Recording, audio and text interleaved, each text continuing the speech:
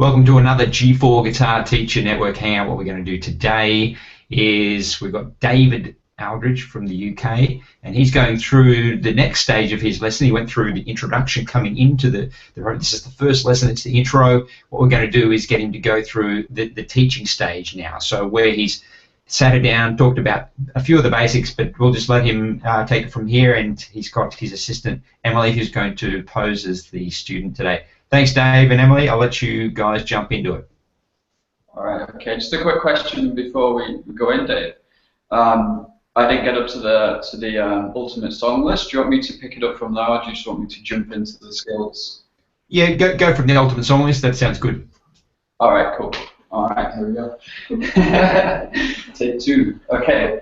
So in the folder, Emily, this is the ultimate song list, and this is the opportunity for you, for all the songs you like, to just fill out all down here, all the band songs that you find you listen to, you like. Is there any in particular that hit home straight away with you? That I like Counting Crows. Counting Crows. The Fray. The Fray. All right, cool. So I have like a bunch of songs by them that I could put down. Fantastic. Any particular songs come to mind? Say When by the Fray. That's a good song. Cool. And there's like a billion by Counting Crows, so I could list them all. Cool. There's like a bunch of them. So I know we spoke a bit earlier about your dad, and he kind of likes the Beatles, doesn't he? Yeah, he does. And he also plays the guitar too. Yeah, and I'm just assuming you got interested through family, is that right? Yeah, when I was little, I would watch him play the guitar, and I'd be like, I wonder how he was doing it, because I see all the chord shapes and stuff like that, and I tried to play it, and I would just strum it, and I'd be like, that doesn't sound right. But so I always just wanted to play. Fantastic. Yeah, so that's great, you know, and it's the same with me. All my brothers, I was kind of inspired by my dad when he was, same thing really. When I was younger, he would play guitar, and I just like wanted to do that, and I just loved all the songs he was into. Because I mean, it looks amazing, doesn't it, when they do it? It's just we wonder how. So, so this is where we're going to go now. We're going to find out how. Okay, so yeah, go mad. Just, you know, going to be really good for me to look at this next week and just to see, you know, all these great songs that you're putting on them. All right, so the way that you're holding the guitar is pretty much correct there. There is another way, which we call like the classical position, which I'm just going to go through today. I refer to this one as like the casual, where we just kind of put the guitar on the right kind of thigh. So let's just go over the other way that we hold the guitar, which is like the classical style. So if I could just have, I'll just move the music stand, if I could just have your guitar just for one moment. So this is where we kind of sit on the end of our chair.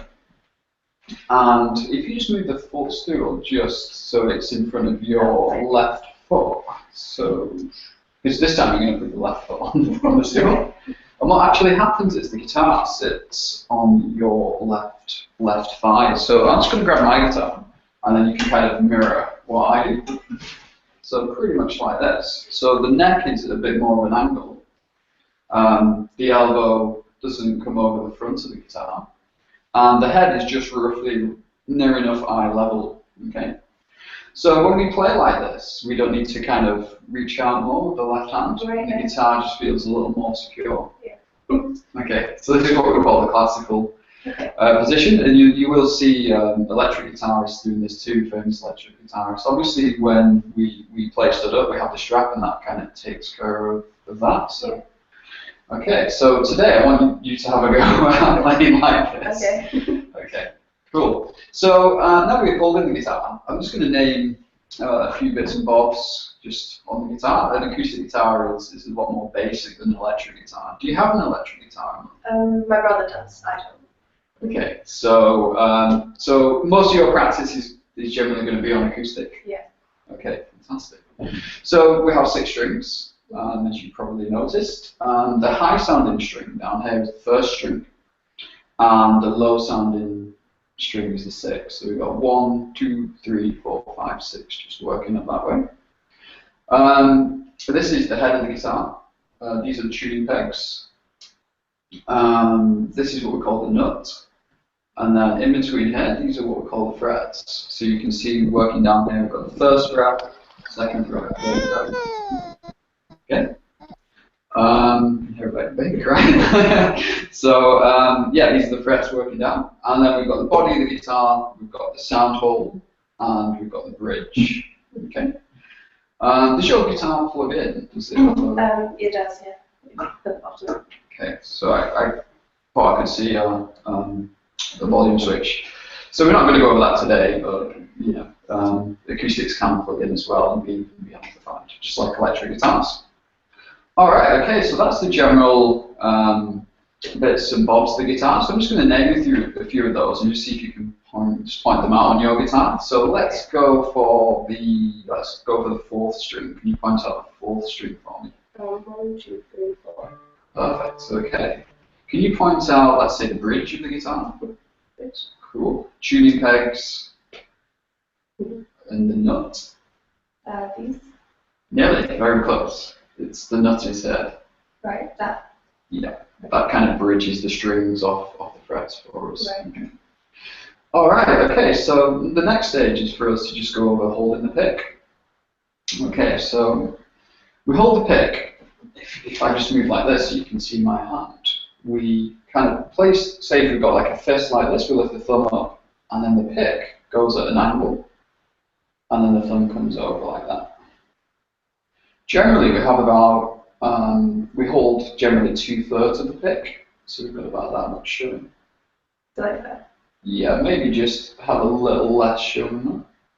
Okay. So that's how we hold the pick. So when we bring the hand towards the guitar, it's kind of at an angle like that. Okay. Like a right angle. And what we generally do is when we pick, not when we strum, is what we call bracing. So bracing is where we kind of rest the fingers lightly on the strings here. And that just steadies the hand for us for when we pick. And we always want to try and create kind of a right angle with the pick here too. So if we're near the sixth string, you can see here I'm creating a right angle with the pick. But if we come at an angle, then we can get kind of a slap sound from the string. Okay, so we want to send the string kind of vibrating this way rather than that way. Exactly like that. Cool. Okay, do you have any questions so far? No. All right, okay, let's just refer to the folder now, and we'll just go over the picking exercises. Okay. So this is our first skill. Okay. So pretty much the technique we just explained to you, but at home, if you forget some of it, the red writing here just will remind you of that. So we've got brace in the right hand. We've got holding the pick firm at 90 degrees towards the guitar. When we learn guitar, we always want to start off slow. The muscles learn slow speed. Okay, so I know you're going to hear all these awesome songs and want to play them straight away, but when we start off, we're just going to make sure we do everything slow and focused. And then we can make sure that we're just getting the picking action correct. So we use medium to hard picks, okay, no soft picks. Yeah. Okay. So, all right, so that's for the technique. We've got the picking exercise here.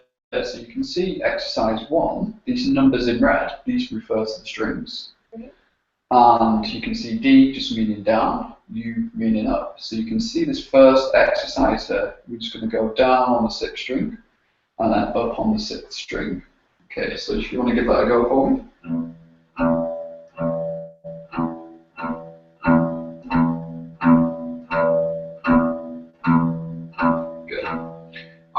Good. So stuff we wanna look out for, Emily, or listen out for even, that we want it to sound even, okay, as possible. So if we're going down, then we go up, and that's kind of more weighty than down. And we just got to listen out for that and just make sure it sounds the same.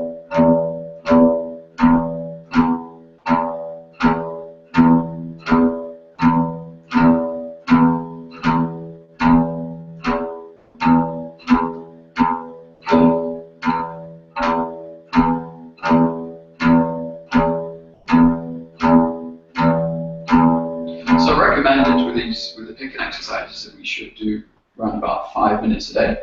Okay. Yeah. Okay. So in future lessons, we are going to practice this picking on all the strings. So we get good playing on each string, all 6 strings. But this week, I'm going to do exercise 2 as well, but I just really want you to focus on the lower string, just the 6th and the 5th string. Okay. So the next one here, exercise 2, we're going to go down on the 6th string and then up on the 5th string. Okay. So let's see if you can get back into that position for me that you had when we were just playing the 6th string. Good, excellent. All right, so okay, let's give it a go. So we're going to go down on the 6th, and then we're going to go up on the 5th string. So this is where we come under the string, and then we pluck up. So let's try it again. Okay, let's just keep it going.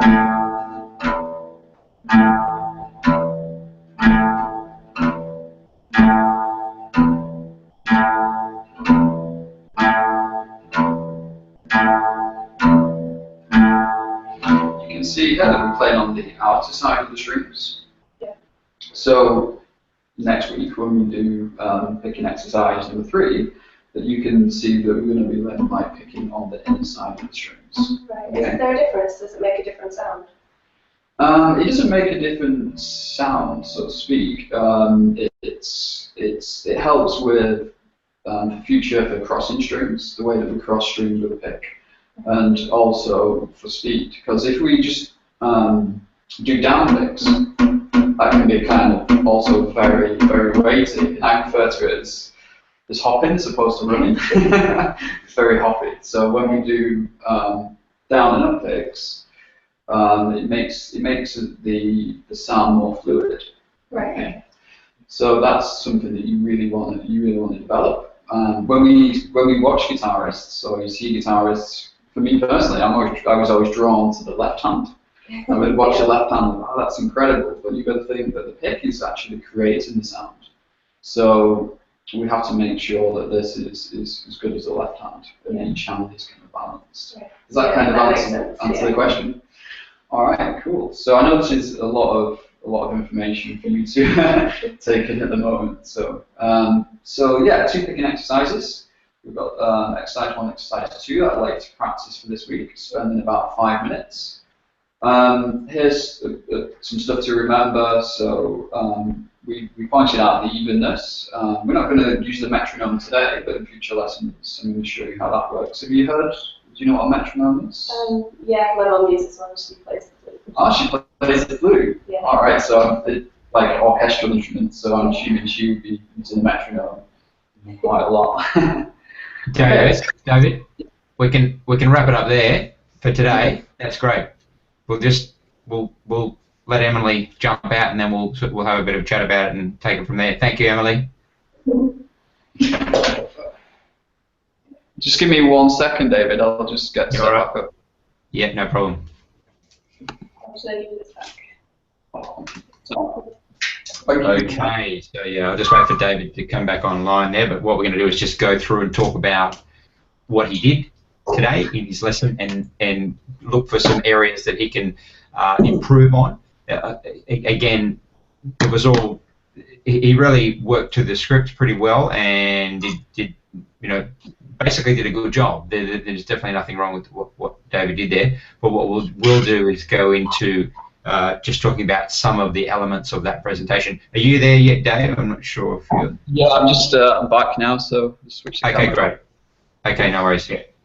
Okay, so let's just go through some of the things to try and help you improve and get a better result. The kind of the main underlying thing for me, for you, will be to raise your energy a bit more, to get so that when you're delivering, because everything you're doing is right, technically speaking. I can't say you should have done this, you should have done that, because I know that you've really done your homework on the delivery, and so there's nothing missing in it. But it's a bit like someone who plays all the notes in a solo, but it needs more feeling, more energy. Something behind it, the passion needs to come out. And I know you love what you do, and I know there's definitely passion behind your cool exterior. But what we want to do is really try and lift that a little bit. And at first you might exaggerate it. It's one of those things where, think of it, and I'm going to use guitar terms here. think of it like a bend, where when you first start learning to bend, you overbend, you go too far. So it's the same with your presentations. In the beginning, when you try and lift the intensity, you're going to go a bit overboard. You might even seem a bit fake. People might seem to think that you're being, it's too much. So what you want to do, you want to dial it up and then just let it relax a little bit, so you find that middle ground. Because the energy that you exude, especially into a new student, into that first lesson, they're going to walk away with that energy, feeling energized, feeling like that. Wow, that was a good lesson. I really felt good about that. And it's one of those things that really sits with me when I see a coach, whenever I go to a marketing seminar or any of my teachers in any realm, is that energy that they project, especially in the beginning, but right throughout the whole performance, from start to finish. If there's not a lot of energy there, if I'm feeling like, okay, I'm starting to fall asleep here, even though what they're saying might be good content, it doesn't get me to want to come back. So it's really important, because people are so occupied with so many things in their life. If you don't deliver something special and something of high energy, then they will soon disappear. Something else will get their attention. It won't be that you weren't any good, it's just that something over here is more bright and sparkly and got more energy and makes them feel good about what they're doing. Okay, so that's really the main thing, and I did really want to touch on that. But I'll go through some other things here. Just one quick question, David, before we... Yeah, sure. So regards to energy, I'm trying to just think about this in regards to, obviously, the volume that you speak and how you say it, enthusiasm. Let's do it. Okay, let's do an example. I want you to say to me, "Good morning, David. How are you?" Go. As I would usually say it, or how I think, like, in an energized way. You do it in an energized way. Yeah. Hi, David. Good morning. Okay, good morning, David. How are you? Exactly those words. Good morning, David. How are you? Okay, can you dial it up some more? Good morning, David. How are you? Okay, take it right up. Take it right to the top. Go stupid for me. Good morning, David. How are you? Okay, so there's a little bit there, but it's really, good morning, Dave. How are you? Okay, really exaggerate it. You know, the neighbors are probably screaming here now, but really dialing it up. Okay, so go intense, go stupid, go over the top, and then bring it down. Slowly bring it down. And you'll find that kind of balance that you're looking for. And so when people come in, rather than it being because we naturally tend to be a little bit subdued with new people and the whole thing. So what we want to do is, when someone comes in, look them in the eye and say, hi Emily, how are you? And look, smile, excited, feel the energy, feel like you're about to jump up into the air. And this is something you like anything, like when you're playing guitar, you practice the solos, even though you know the notes, you're listening to the performer, you're listening to the original recording, let's say, and you're really trying to get every note as they got it, so it sounds like it's got that emotion in every note. So the same is with your presentation, and I use the example of TV. Let's use an example from where you are. My daughter loves watching Operation Ouch. And the guys on Operation Ouch, Chris and Zahn is their name, in a normal everyday situation, they would go, oh, hi, I'm Chris, yeah, and this is my brother Zahn. But on TV, they don't talk like that. They go, hi, I'm Chris, and I'm going to show you today how you can fix a broken leg. Let's go. So it's really exaggerated. Of course, it's for TV, but it's that energy. If they don't keep the energy up, people will switch off. And what keeps my daughter engaged in the show is the energy, is these two happy twins who are, lots of bright eyes and faces and movements. And this is really effective with children. Children really respond to, some adults, it might be too much for them, they mightn't want that. But generally, a good example is Tony Robbins. Have you watched any Tony Robbins at all? Have you seen him?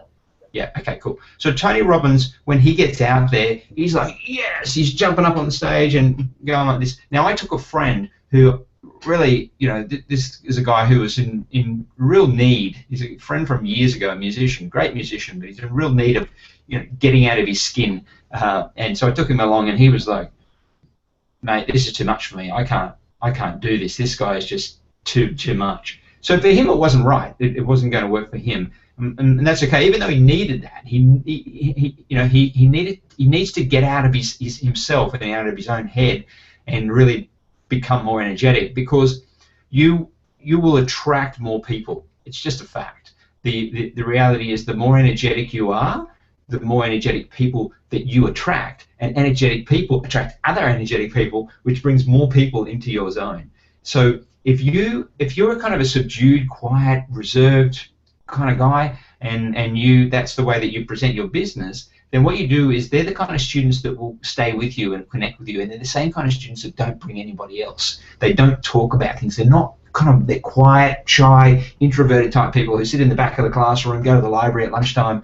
What you want are the ones who walk around the playground and have 10 other friends following them, who go, "What are you doing? We want to do what you do." That's the kind of student who's going to bring you lots of business, and so you're kind of nurturing these kind of students, and also they're the ones who are more likely to be performing. They're the ones who are going to be on stage and playing their guitars, and every other kid in the school going, "Wow, that's the kid I want to be like. He's really cool, or she's really cool." So we do, like attracts like. You will send out a message that this is a place of excitement and energy, or you'll send out a message of, we're quiet and introverted and quiet. We don't want to shake anybody up here. So that's part of the reason why we do it. And people, sometimes you get that argument, "Oh, I just want to be myself."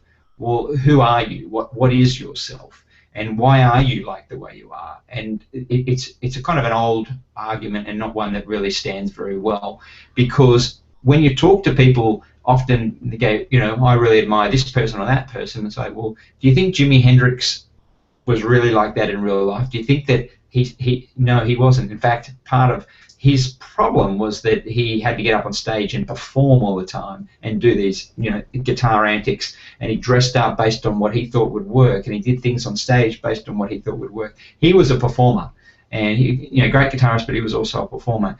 And performance is something that applies in anything where people are really paying for you to keep them interested in whatever it is. And in a sense, although we're educating, we are also entertaining. We want to keep them engaged and keep them excited about coming each week. Otherwise, the TV show or something else will get their attention, and we'll lose their attention. Does that make sense? Is it? Yeah. Okay, cool. So, and I want to really make that point, that it's not that you were doing anything wrong. It's just that this is a place that you can really up the game and attract more students and keep more students and get those students excited about coming and learning with you. Okay, so some of the other points I'll write down here.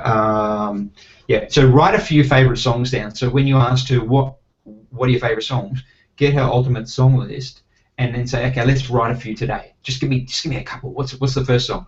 And often their most all-time favourite song will come to mind. And she's mentioned the Counting Crows there.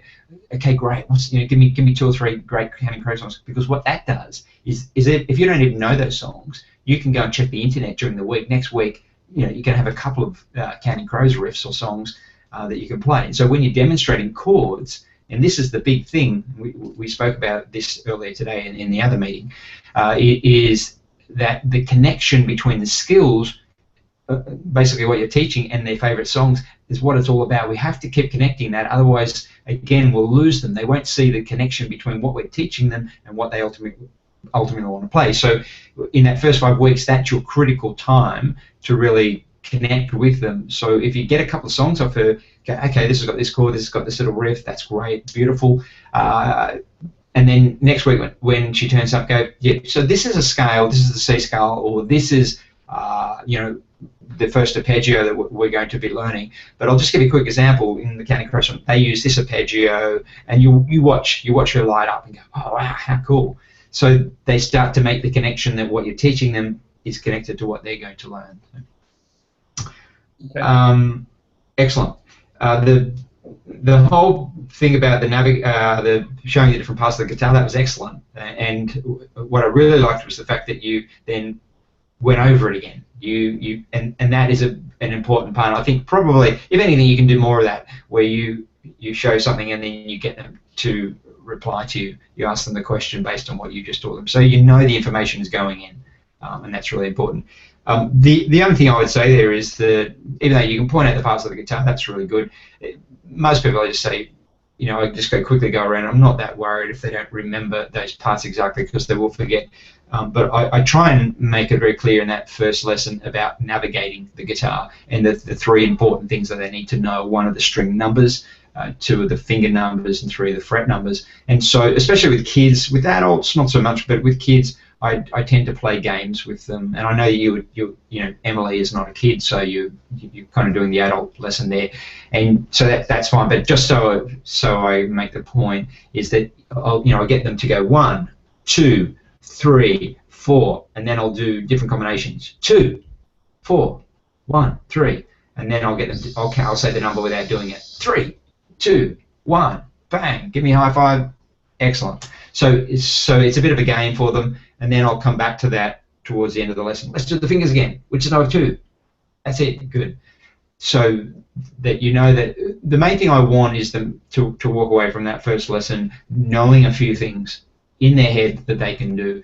I think one of the main things with my teaching is that I didn't want a whole bunch of notes that they were referring to. I wanted them to know something. Each time they leave, know what they've been taught, and even if it was just a little bit, I'd rather them learn one exercise and go home and do it than have 10 exercises on a piece of paper that they're not too sure about, that they haven't kind of got in their head. Which leads me to the picking, and that is that I only ever give the first picking exercise. I don't care how advanced they are. I always just start with the first picking exercise, because what I'm really interested in is them developing the way their hand's sitting and holding the pick and so forth. It's not the exercise itself that matters. It's the actual picking technique that I'm looking for. And I just want to say, just go home and do this one exercise. That's all. Because if you give them one exercise, you're not going to overwhelm them. If you give them 2, there's a chance that you'll overwhelm them. The chance that they'll feel like, oh God, this is difficult or too much, or they'll feel that they need to go on and do all the exercises. Whereas if you just give them the first one and say to them, just do the first one for me, that's it. You can go on different strings if you like, but just do the first exercise. That's all I need you to do for me.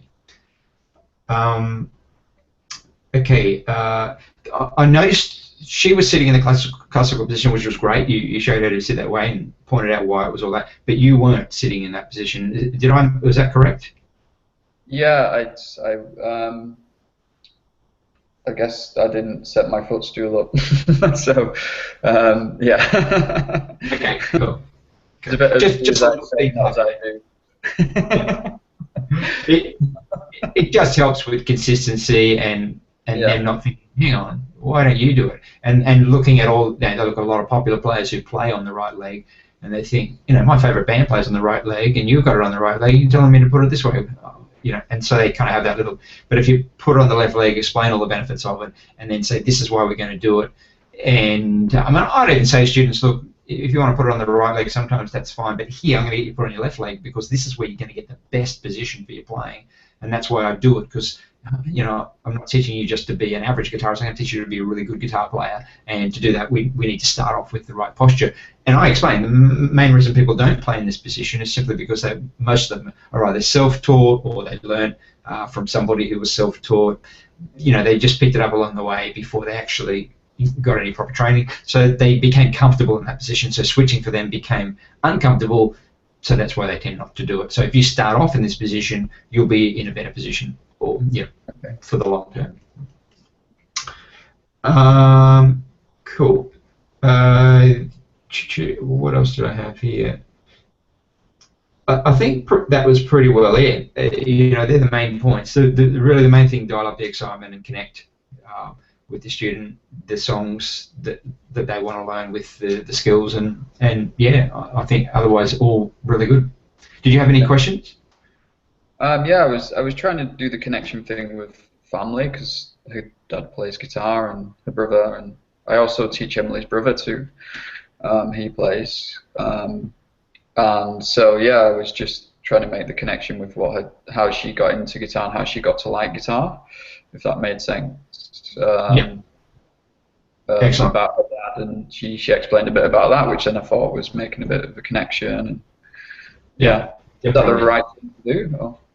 Absolutely, absolutely. Making that family connection. Sometimes, again, you've got to take a bit of risk here and there, and sort of delve into. Once people open up to you about something that's personal to them, and music for many people is personal, then it creates a more of a personal connection. You're no longer somebody, there are things that just about all of you guys have said to me one-on-one in different situations that I would not share with other people. That's a personal part of your who you are, and that because you've opened up and said that to me and made that personal connection, then that kind of creates a stronger connection between you and I, and that's something that you're looking for with your students, in not for the sake of being manipulative or anything like that, but simply to know that they trust you. It's a sign that people trust you when they start telling you things that are a little bit outside the professional realm, if you like.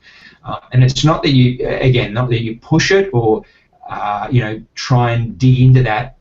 You don't be nosy or anything like that. What you're doing is you're just simply trying to connect with them emotionally to find out what drives them. And when you get into music, it's very emotional for most people. Most people come from a very strong emotional point, a song that they heard, they connected to, something happened in their life, or just it was good times, they were with their family doing something, they're with friends, they had their first kiss, whatever it is that's connected them to that music, that becomes very emotional to them. And if you can understand that music is emotional, that it's not a technical thing for them, that the technical side of it is for them to learn the skills so they can then play more of the music they're emotionally connected to.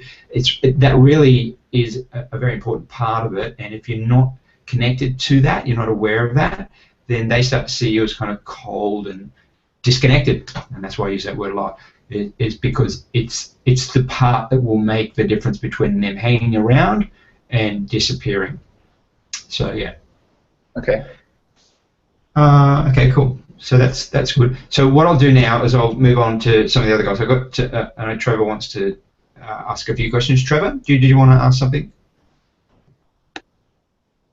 Hi, can you hear me okay? I can hear you, yep. What about the lesson that David was doing, you mean? Or anything you like, whatever you want to chat about. Okay, well, actually there was something, it was kind of a follow-on to last week's session where David did the sort of initial part of the intro lesson, and it's something that I'd noticed was missing, and it's something that I find quite difficult to know how to approach, which is to do with all the terms and conditions side of it, because I don't know about what other teachers' experiences is, but what I find is most people don't really bother reading all the stuff in the email, and the first time people become aware of the terms and conditions is when they miss a lesson and they expect a refund or a make-up lesson or something like that, and you have to say, well, actually, this is the policy and it was all in the email I sent you, and then people can get a little upset about it, and it's sort of a bit, I find it awkward to an extent, because you want to make the first lesson, or I feel I want to make the first lesson as friendly as I can. You want to kind of establish a rapport, and so kind of saying to them, if you miss a lesson, you're not getting a refund, you're not getting a make-up, you're not getting a rollover, you miss it, you lose it, sort of thing. It seems a little, it's difficult to kind of know how to broach it in a way that's not going to sound like you're being a bit kind of a hard nut, but at the same time you just want to make them aware of it so that you don't have to have that conversation with them later on. Okay, so I will make this easy for you, Trevor, and that's what's important here, is that I'm not going to give you all the reasons why you should have these policies in place. When someone says, if I ring you and I've missed a lesson, this is my third lesson that I've missed, let's say, and what do you say to me? So you've already missed 2 other lessons. Missed 2 other lessons. You kind of mentioned your policy, but you said, don't worry about it, we'll let it go this time. It's third time within, a very fairly short period of time. Let's say I've been there for about 6 weeks, and out of those 6 weeks, I've now this is the third lesson I'm cancelling and asking for a make-up. Right. Okay. So in that case, I'd be saying to you, well, okay, I think I've already explained to you what the normal policy is, that we don't generally do makeup lessons. I've obviously And why don't made you do makeup lessons, Terry? Why? it's Trevor actually. Sorry, when I say Terry, I saw Terry up here. That's right. Um, Ben's written Terry up inside. Sorry, yeah, Trevor. So why don't you do a makeup lesson?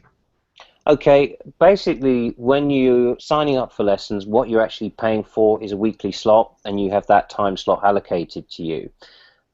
That's your time. That's when I'll be available to be here and teach you, and obviously that is your time.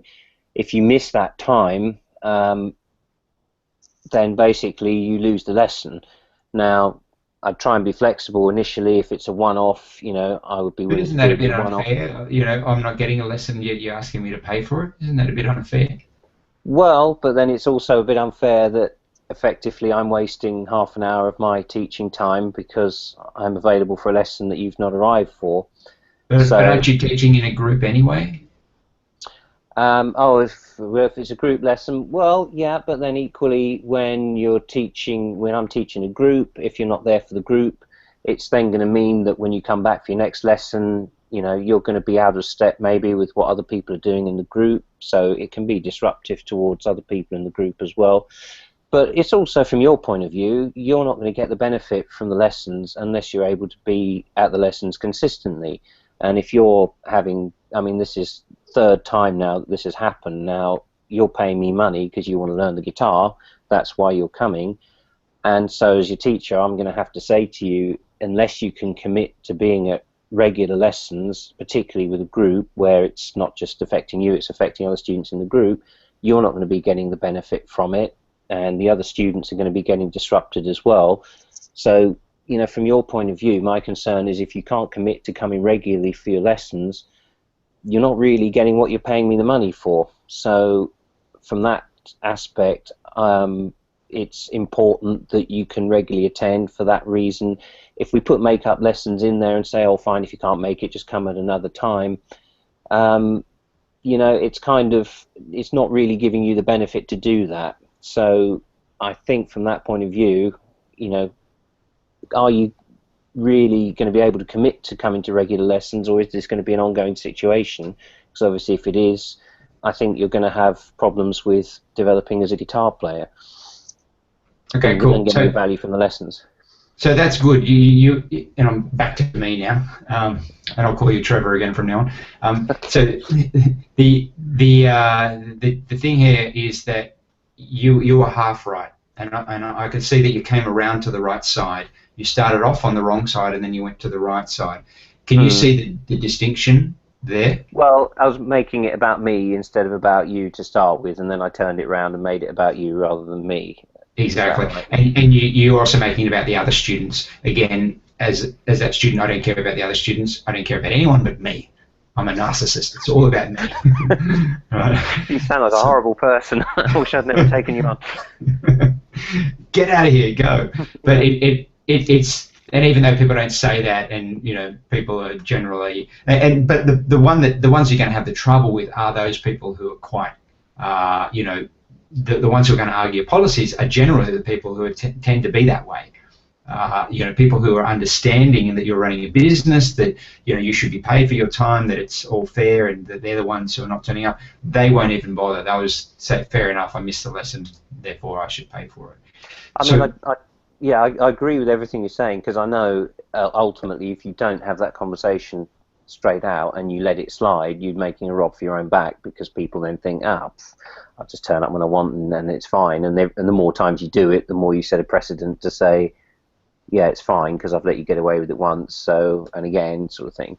It's more just, how you kind of sort of broach that subject in a way that's not going to come across as being too sort of confrontational, but it's kind of, it's just laying it out, really. It's just sort of finding that balance, I mean, if I was, could you role play it with me? So I'm a student and you're in the lesson, and we've got to that bit of it, and you're just going to run through the policies with me. Well, in the actual, I never spend a lot of time talking policies. So if you're in a lesson, I never say to a student, if you don't turn up then the lesson's missed. I had the policies printed, which were in the folder that I used to give them, and then what I would do is right from the beginning I'd ask the question about, is this time going to be okay for you every week?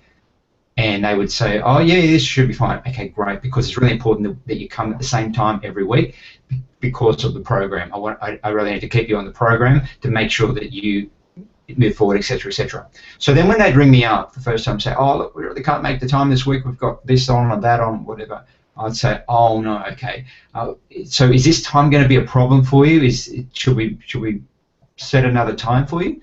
And they would go, oh no, it's okay, it'll be fine, it's just this week. Is it okay if we get a makeup next week? And that's when I would say to them, look, we don't do makeups, and that's because I need you to come at a consistent time every week. I really want you to be here because I want to make sure that I keep you on the program. You are going to be joining a group in a few weeks, and I need to keep you up to speed and make sure that you can make the time. So it was always about them. It was never about the policy. I didn't dwell on the policy. I'd just simply say, we don't do makeups, and the reason is that I want you to come every week so you stay up with the program and you achieve the goals that you're after. So you wouldn't actually go through the policies with them until they crossed it. You just put it in the folder, and if they didn't read it, it was. Yeah, the main policy for me was that there were no makeups. So and you have this thing about people saying, well, it's standard across your industry that people, teachers give makeups, and so when they use that kind of argument or say things like that, so yeah, I understand there are a lot of teachers out there who do makeups, but because of our program. And because we get really good results from our students, and the reason that we get such great results is because of the consistency factor. If you come every week, you'll stay up with the program and you'll do really well. So I was always, and I really was coming from this point of view of, I really care about you as a student. I really want you to do well. I don't want you to miss lessons, because missed lessons are the first sign that you're going to quit. And if you can't make it every week at this time, it's not going to work.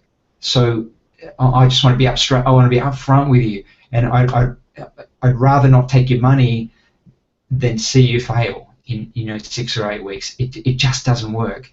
And even though I didn't need to go to that point, people got what I was saying pretty quickly. They realized that I was committed to them learning.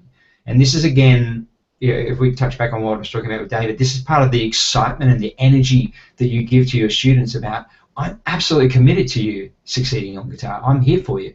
And there have been some conversation, and I think Ben's mentioned it before, about what about those students who aren't that serious, who just want to do it as a bit of a casual thing, a bit of fun. I would take those students and I would turn them into guitar addicts. My mission with those guys was to get them to lift their game, because most of that is them being, wanting to not disappoint themselves if they fail, so to speak, if they don't follow through. So they're always setting themselves up to fail from the beginning.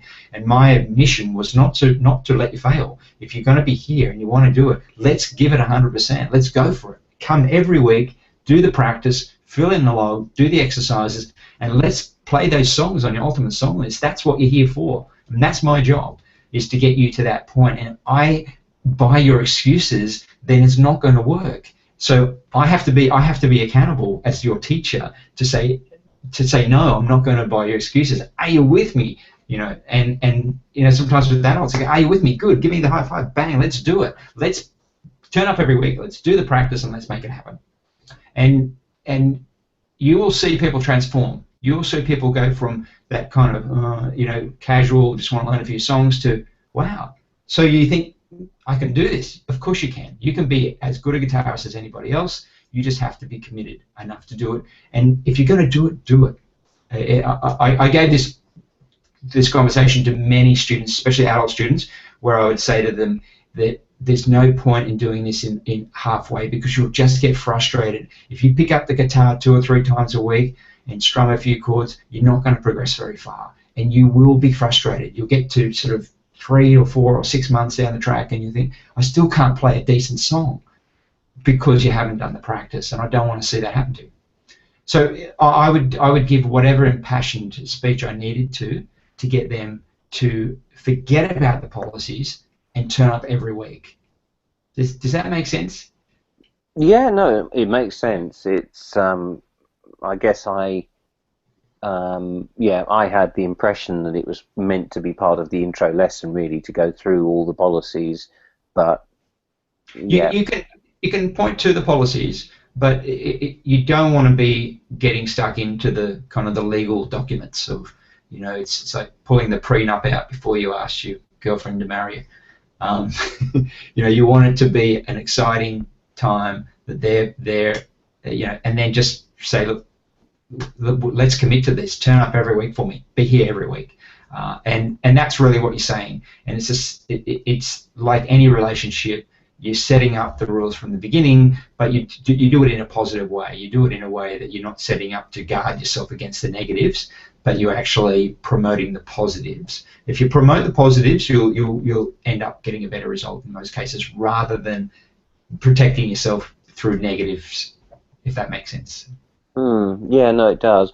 Because the policies aren't actually in the folder at the moment, are they? They're just in the email that we send. Right. Yeah, they're on the website, and I do that also because there's not one strict policy for G4.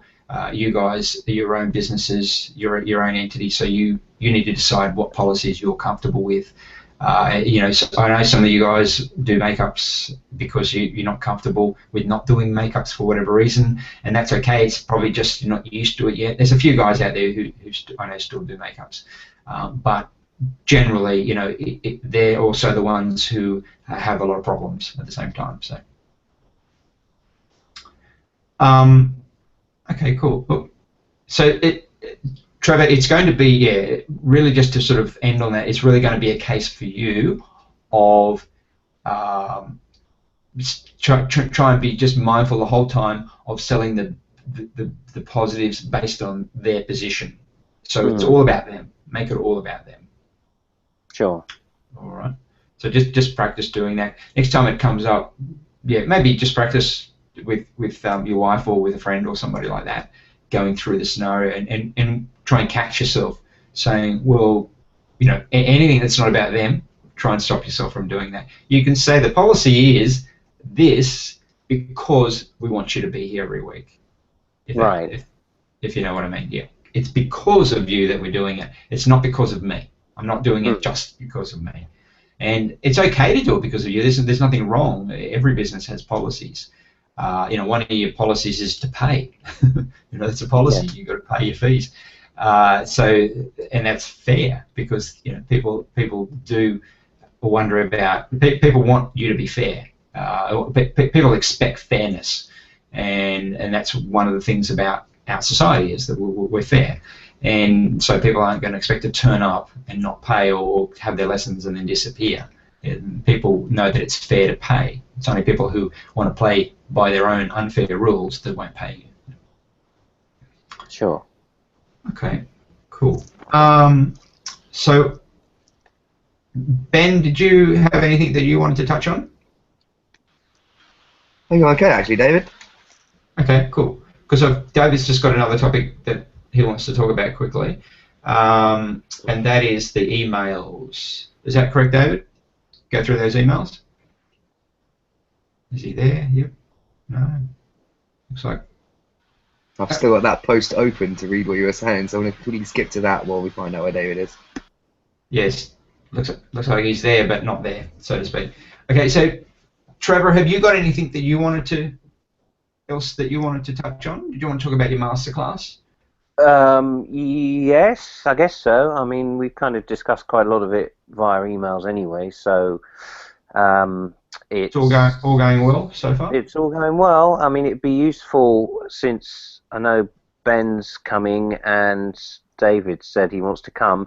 It would be handy if you guys could give me some actual numbers of how many students you're bringing, because I have a feeling that the venue I've currently got booked may not be big enough if the take up on it is going to be, a lot bigger.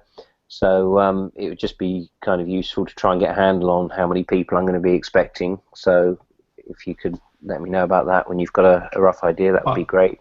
I'll give you a kind of a heads up on asking people about numbers. It's like parties, how many people are coming. I would ignore it. What you want is just simply I know you're trying to get a number so you can get the right venue, but what I would do is that's where the early bird comes in. For the next week, run an early bird special, send it out to everybody who's on the early bird or that you want to send it to. Sell those tickets, and that way you know what you've got. Let's say you sell 20 tickets, you go, well, I got 20 people, and if the venue only seats, the current venue you've got only seats 20 people, then you have to say, well, we're going to go for the bigger venue, because you know you've sold that venue anyway, and you've still got another, month and a half before you are going to need, before the actual gig or the masterclass. So, Sure. how many people? Sorry, carry on. I was just going to say, how many people can you seat at the venue, the current one, the small one? The one that I used previously, I'd say about 20 would be the limit on that one. Okay. It's just really a rehearsal room, to be honest with you, so it's not really meant for anything more than, a band, really. So, I would have to be really looking around. I mean, I've got the early bird option on there now. It's on the ticket price is on the actual event description. Okay. So I'm running that till the end of this month, basically. So it's £15, which is the early bird option, and that's the same price I'm running for the G4 members or students. Okay, cool. And then there's going to be the VIP option, which is going to be £50, which will be for 5 people maximum for a sort of separate session, sort of one-on-one kind of session with Guthrie. Yeah. All right. Well, why don't you just run the early bird for a week? Send it out to everybody anyone who's listening to this right now.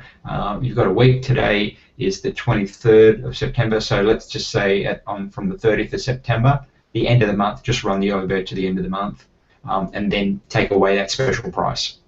Okay. Yeah. Okay, because I mean the early bird I'm running at the moment is basically the same price as the G4 rate anyway. So, what about should I do a special G4 early bird rate as well? Do you think? You kind of, I mean, you don't need to distinguish between G4 and anybody else, because I think it's one of those things where a lot of people who could possibly come are going to be people who are not G4 students as well, or even G4 teachers. So if you open it up and you just simply have an early bird special, so I'm not giving any prices here, but just, I don't know, speaking dollars, let's say the full price ticket was $50, and what you do is you send out an early bird 20% off for those who buy before the end of the month, and then it goes to the full price. And that way people know, wow, I better buy the ticket now so I can get the discount. And then that way you've got a heads up of how many tickets you're going to sell. So if you sell 20 tickets in that round, then you know you're probably going to sell the same again before the actual masterclass. Yeah. That's just a rough number. Well, look, we used to do gigs, and we always had this thing. You talk to all your friends, who's going to come, and they would say, "Oh, I'll be there," and then you do the gig, and 50% or more don't show up. Yeah, you know who's going to show up. You know the ones who mean what they say, and the ones who are just sort of talking. So it's all, and you learn this in sales. It's all about putting your money where your mouth is, and you have to have the tickets, and you sell them. When someone says, I'm going, say, great, here's your ticket, pay here, you're in. And if you do the early bird, the 20% off, and be very clear and strict about it, so don't let them sort of talk you around after the day, oh, you're not going to get the 20%. No, stick to it, because that's your word, and people will judge you in the future based on your credibility. So. Okay. Cool. Thank you. David, are you there? David there? No. He must be off giving Emily the rest of her lesson. All right, guys, so we'll wrap it up there. And, excellent. Thanks, and I will see you at the next session. Thanks, guys. Cool. Thanks, David. Okay, cool. Thanks, David. Trevor. Cheers. Trevor. See you later. Bye. See you, David. You there?